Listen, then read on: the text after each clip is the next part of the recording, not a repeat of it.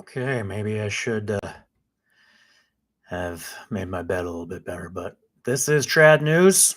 This is a special edition of how we talk about the silencing machine, how regimes target comedy, journalism, and free speech and expression. I'm your host, coming to you live, Jay Burst, on this Thursday where Kimmel was blown to bits. It's kibble and bits. We're diving deep into one of the most chilling patterns in modern history, just how these suppressive movements can systemically dismantle voices that dare to question power, speak truth to power. So we are talking about the deliberate targeting of comedians, journalists, satirists by strongmen regimes through the 20th and 21st centuries. Now, before we get started, I want to be clear about something. This is not about left v right, red v blue. This is about recognizing historical patterns that transcend party lines, patterns that every free society should understand to protect itself. So think about it this way. If you want to consolidate power and get rid of opposition, what would be your primary targets? Armed forces, courts, sure, those matter, but history shows us that authoritarian leaders consistently start with three specific groups: independent journalists who investigate and report truth, facts, comedians and satirists who mock authority, and any media that refuses to parrot their official line. Hearing some echoes already, but why these groups first? It's simple. They're canaries in the coal mine of democracy. They're the ones who make people laugh at power, who ask uncomfortable questions, who refuse to let leaders take themselves too seriously. And nothing threatens these kind of leaders more than being laughed at or questioned.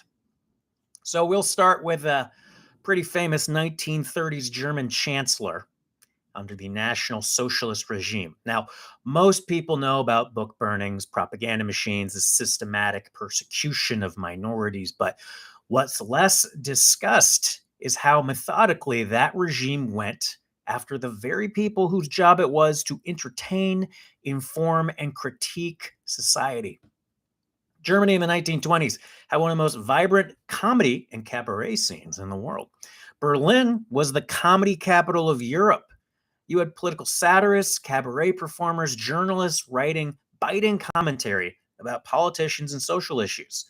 The Weimar Republic, for all its problems, was a place where you could make fun of anyone, including the government. But here's what happened when the National Socialists took power in 1933. Within months, not years, months, they had systemically dismantled the entire ecosystem of free speech. Sound familiar? Okay. First came the coordination, Gleichschaltung in German. It really rolls off the tongue. This wasn't outright banning at first, it was more subtle. Comedy clubs and cabarets were required to register with the government. Journalists had to join official associations. Publishers needed licenses. On the surface, it looked like regulation. In reality, it was the first step in a carefully orchestrated takeover. The regime understood something crucial. You don't need to ban comedy and journalism outright. You just need to control who gets to practice these professions and what they're allowed to say. Create enough bureaucracy, enough fear, enough economic pressure, and most people will self-censor rather than risk their livelihoods. But let's talk specifics, right? Take Werner Finck, one of Germany's most popular satirists in the early 1930s. Finck performed at a cabaret called Die Catacomb, the Catacombs. Sounds like a good little speakeasy. He was famous for his quick wit and ability to mock politicians from all parties. His audiences loved him because he said what everyone was thinking but was afraid to say. In 1933, after the National Socialists came to power, Finck kept performing. But now his jokes had to be much more careful. He developed this incredible skill for double entendre, saying one thing that sounded innocent on the surface but had a completely different meaning to his audience. Yes, he'd make jokes about the new regime that could technically be interpreted as supportive, but everyone in the audience was in on the joke, knew he was being sarcastic. This went on for several years. Finck walked this incredible tightrope, keeping his audience entertained and his conscience clear while avoiding outright confrontation with German authorities. But eventually, there wasn't enough. In 1939, the Gestapo shut down the catacombs permanently. Finck was arrested, spent time in a concentration camp. His crime? Making people laugh at power, making audiences think critically about their government, refusing to become a mouthpiece for official ideology. And here's the thing that should chill every free person to the bone. Finck was one of the lucky ones. He survived. Many comedians, satirists, and journalists from that era did not. The regime did not just target individual performers, they systematically restructured the entire entertainment and media landscape. Independent newspapers were shut down or forced to merge with official publications, official ones that were sanctioned. Radio stations came under direct government control. Comedy clubs were required to submit their material for approval before performances. So much for improv. But perhaps most insidiously, they created positive incentives for compliance. Comedians and journalists who towed the official line were rewarded with better venues, higher pay, more prominent coverage. Those who refused to comply found themselves unable to get bookings, unable to publish, unable to make a living. And this is a crucial point that often gets lost in discussions about control of media. It's not just about punishment for dissent, it's creating a system where going along with the official line is financially rewarding. Everything is great as long as you're doing exactly what they want you to do while maintaining the idea of independence. That's what's economically devastating. So think about a comedian trying to feed their family. Let alone make 20 bucks a type 5. They've got two choices: perform approved material, make money, or stick to their principles and watch a career disappear. Maybe themselves disappear. What would you do? What would any of us do? We're seeing a little bit of this now. So, this is how regimes destroy free expression without seeming to. They don't need to put every person, every comic in prison. They just need to make a dissent unprofitable and compliance lucrative.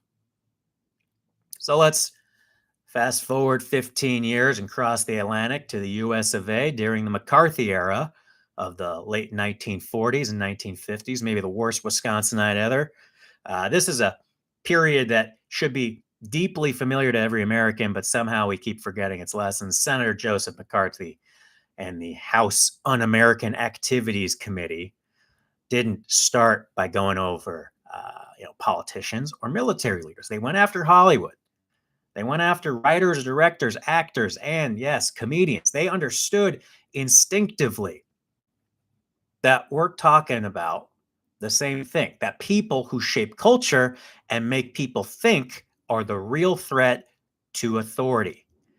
The Hollywood Blacklist is well documented, but let's talk about what it actually meant for individual performers and writers. Take Zero Mostel, one of the most talented comedic actors of his generation. You know, you work with a name like Zero and you become a hero. That's a tough road in itself. But Mostel, was blacklisted in 1950 because of alleged communist sympathies. For nearly a decade, he couldn't get work in Hollywood or Broadway or even in nightclubs. Here's what's important. Mostel was never convicted of any crime. He was never proven to be a red agent or threat to national security. His crime was holding political views that were deemed unacceptable and refusing to name names of colleagues who might share those views. So the blacklist destroyed careers, they broke up families, drove some people to end themselves. But it also sent a message to every performer, writer, and comedian in America. You step out of line, and this could happen to you. And just like in 1930s Germany, the system created positive incentives for compliance. Entertainers who cooperated with the committee, these ones who named names, denounced colleagues, they found their careers enhanced rather than damaged. They got with the program, they got better roles, more prominent billing, industry praise for their patriotism. Yeah. And then maybe someone you might have heard of, Lenny Bruce. His story illustrates how comedy specifically gets targeted by authoritarian thinking. Bruce started performing in the late 1950s, and his comedy was unlike anything America had seen before. He talked about sex, religion, politics, the fun stuff, and social hypocrisy with brutal honesty that made audiences both laugh and squirm. Bruce wasn't targeting any particular political party or ideology. He was equal opportunity offender who made fun of everyone and everything. But that's exactly what made him dangerous to people who wanted to control the narrative. Starting in 1961, Bruce was repeatedly arrested for obscenity, not for inciting violence, not for revealing state secrets, but for using words, discussing topics that certain people found offensive. He spent the last years of his life fighting legal battles instead of performing, eventually dying broken, 1966. And so what I think about when I hear about this persecution is it wasn't really about obscenity. It was about the fact that he refused to stay within the acceptable boundaries of what comedians were allowed to talk about. He asked questions that made people uncomfortable. He pointed out hypocrisy in institutions that preferred not to be questioned. So when authorities go after Bruce, they understood something important. Comedy, one of the most effective ways to undermine authority. And when you're laughing, you're not afraid. That's a Colbert quote, and I love it. When you make people laugh at something, you diminish its power. When you point out the absurdity in a system, you make people question the system. That's why these regimes throughout history have been so threatened by satirists, by journalists, by comedians. It's not jokes directly threatening power. It's jokes make people use their thinky brain. They question, they doubt, and doubt is the enemy of such control. Now, journalism at large, let's talk about, because the pattern of targeting independent media is just as clear as what happens to comedy, because the German process was methodical. Independent newspapers were gradually shut down. They merged with official publications or forced to print only approved content. By 1935, virtually every major paper in Germany was either directly controlled by the government or intimidated with such pressure that they practiced strict self-censorship. But again, this didn't happen overnight. It started with economic pressure. Independent newspapers found it harder to get advertising. They faced legal challenges and bureaucratic harassment. Their journalists were investigated themselves and intimidated. So slowly, the whole economic model that supports independent journalism is gone. The regime also understood the importance of creating alternate sources of information that people would trust. The socializing of truth the way they wanted it. They didn't just destroy independent media, they built up their own media empire that provided people with the news and information they wanted you to see, wrapped up in official ideology. So, this is a pattern we see repeated throughout history.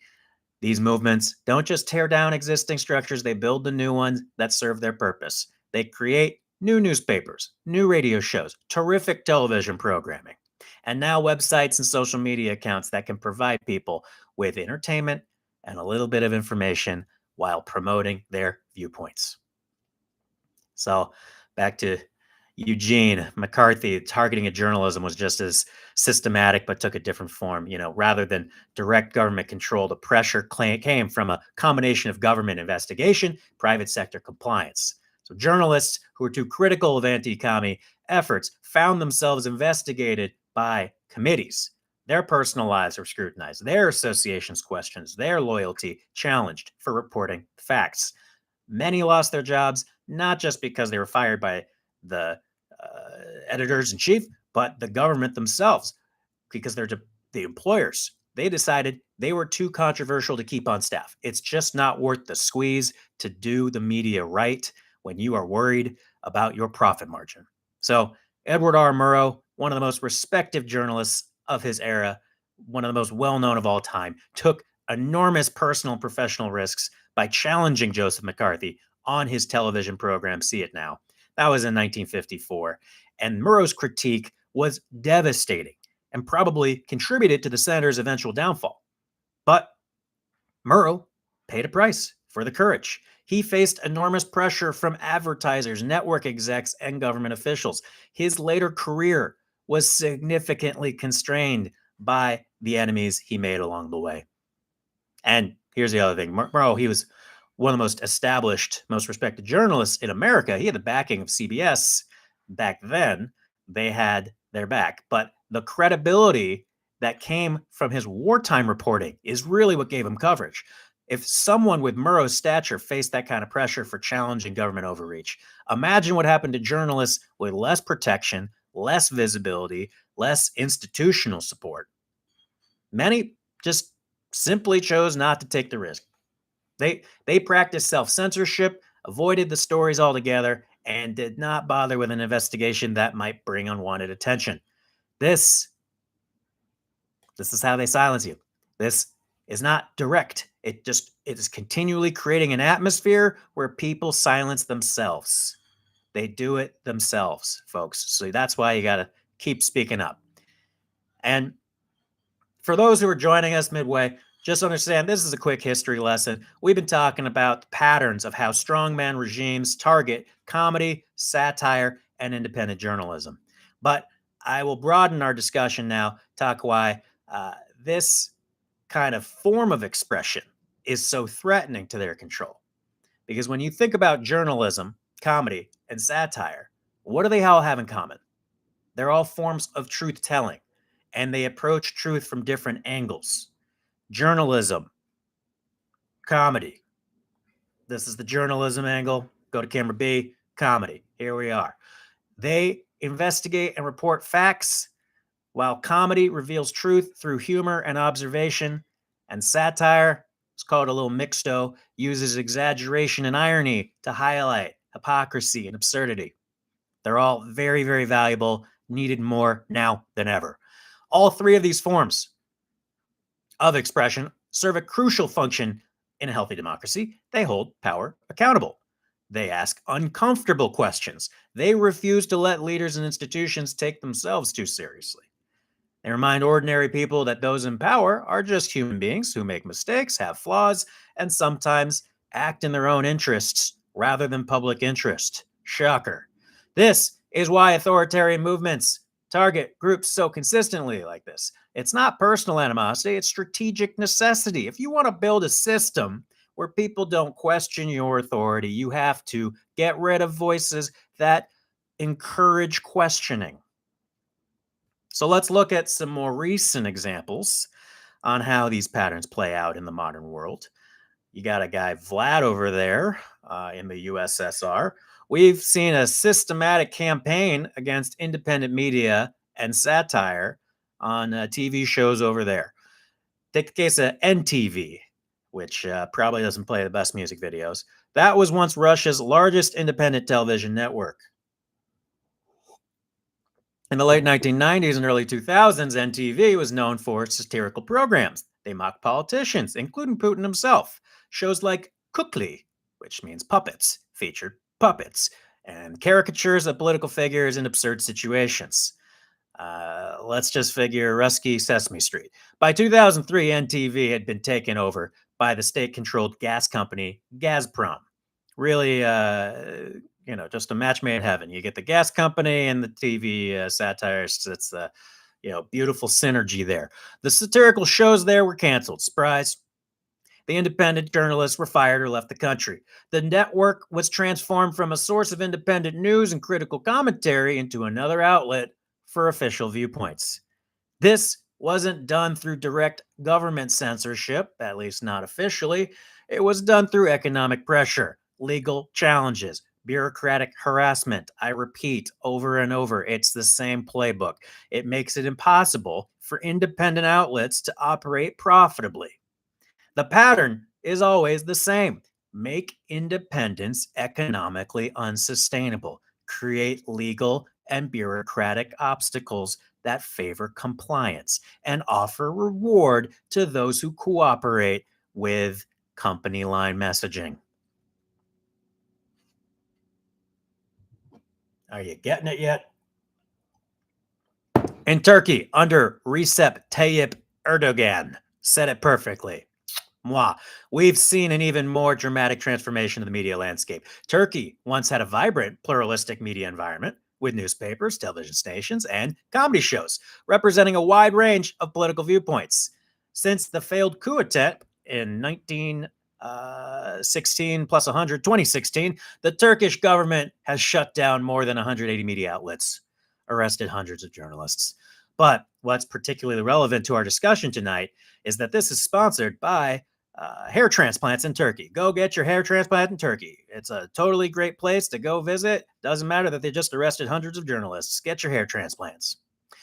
But what's particularly relevant to our discussion tonight is how they've targeted satirical television shows and comedians.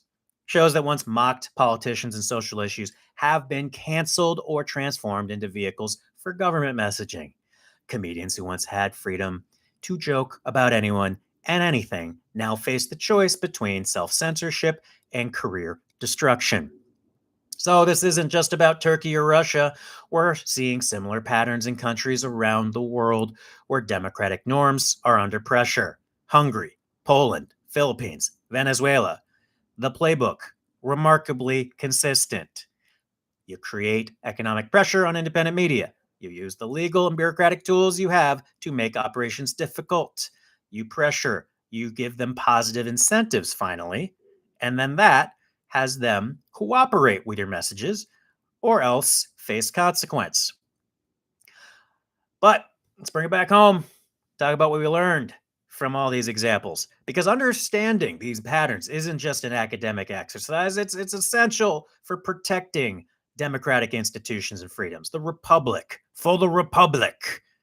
Sometimes we take this all for granted. For the winning of the red v blue debate, we want free speech. We all want a voice. And one of the most important lessons is that this is an attack on free expression. And it rarely begins with dramatic, obvious censorship. It usually starts with the subtle economic and bureaucratic pressures that make independent voices less profitable and more risky. Think about what we've seen here over the past few years. Independent media outlets struggle with declining ad revenue. Partisan media thrives. The outrage machine you're on right now. Listen, we're all playing the algorithmic slot machine, and that's the only way anyone's going to ever hear this voice, right?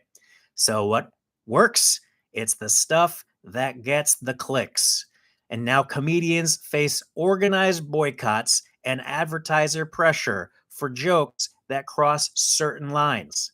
Journalists are being hit on as enemy of the people and facing personal harassment for doing their jobs, getting doxxed even. Now, I'm not saying we're experiencing the same level as 1930s German chancellor might offer or McCarthy era finger pointing, but the early warning signs are there, and they should probably concern anyone who values free expression and accountability of their leaders. The economic model that supports independent journalism is under unprecedented pressure. Local newspapers are closing at an alarming rate. National publications are struggling to maintain any profitability. Many journalists are forced out of the profession entirely and are now just substackers because they can't make a living doing investigative reporting on independent issues or offering their own commentary. So, at the same time, we're seeing the rise of media outlets that are explicitly partisan, doing that whole business smush and conglomerating. And that exists primarily to promote particular political viewpoints rather than to investigate and report facts.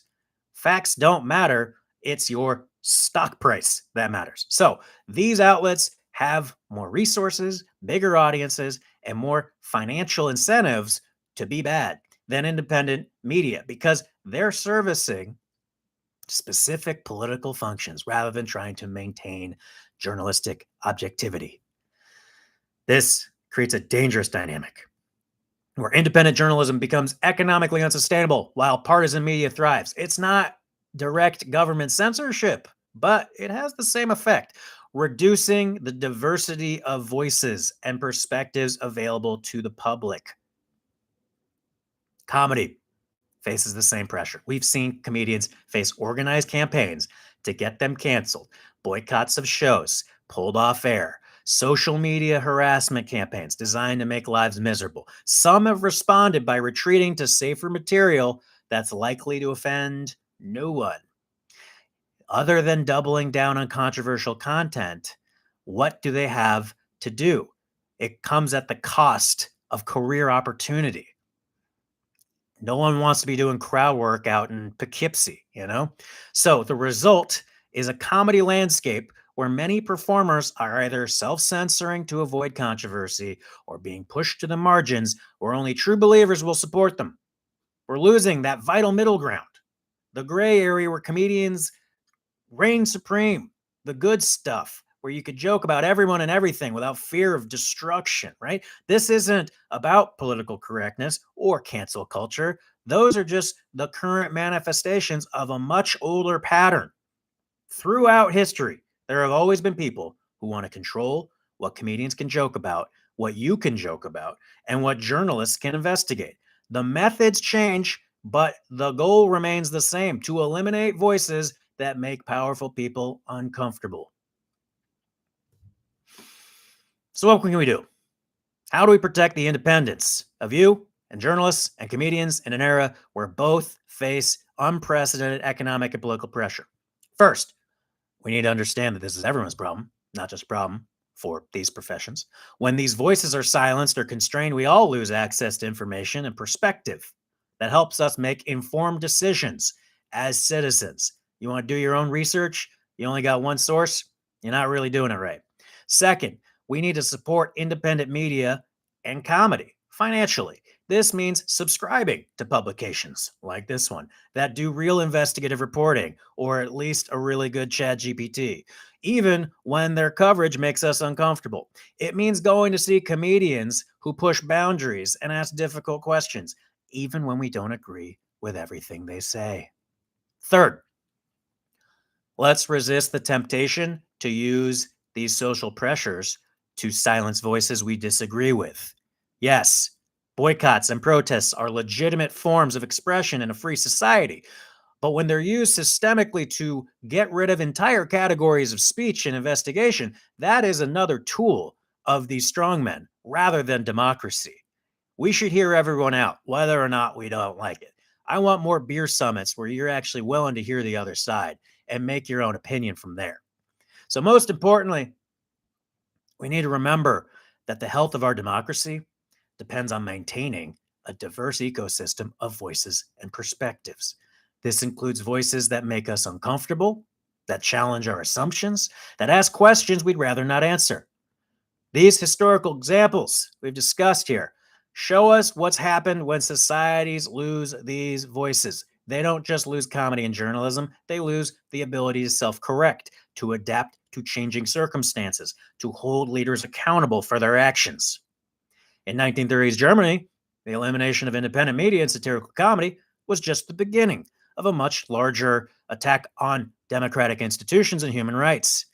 In McCarthy era America, the blacklisting of entertainers and journalists was part of a broader climate of fear and conformity that damaged our society for decades. We study these historical examples not to score political points or make partisan argument, but to understand the warning signs of a breakdown and to take action before our society crumbles, before it's too late. So, economic pressure on independent media, legal and bureaucratic harassment of journalists, organized campaigns against comedians who cross political lines. These aren't just historical curiosities and the whims and fancies of a moment. They're happening right now in real time in countries across the world. If you hear anything that echoes what you're seeing, welcome to the party, pal. The question isn't whether these patterns exist. The question is whether we'll recognize them and respond appropriately. Will we defend the independence of journalists and comedians even when they produce content that makes us unhappy?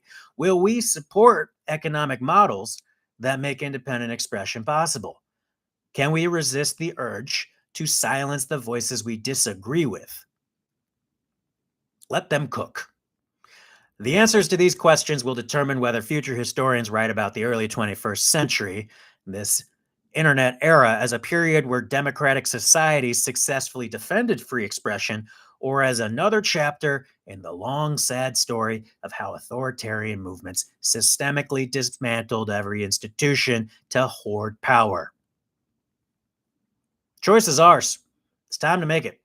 So, because one of the voices of independent journalism, comedy, and satire are under threat now to be silenced, they're very difficult to restore once they are put to rest. History shows us that authoritarian control, once established, tends to perpetuate itself until it's challenged by these forces more powerful than the ones that created it.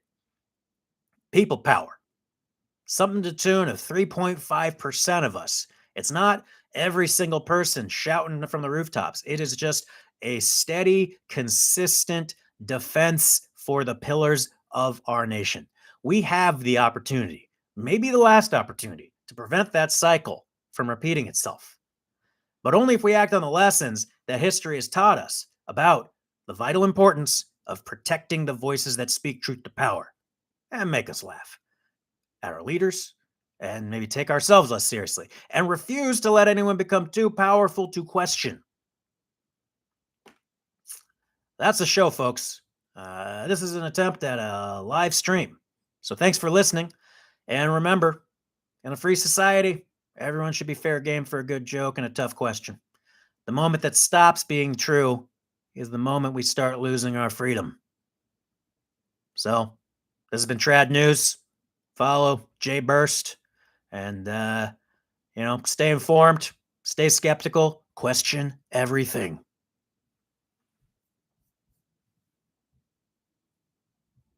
Now, how do I end these damn things? Oh, God.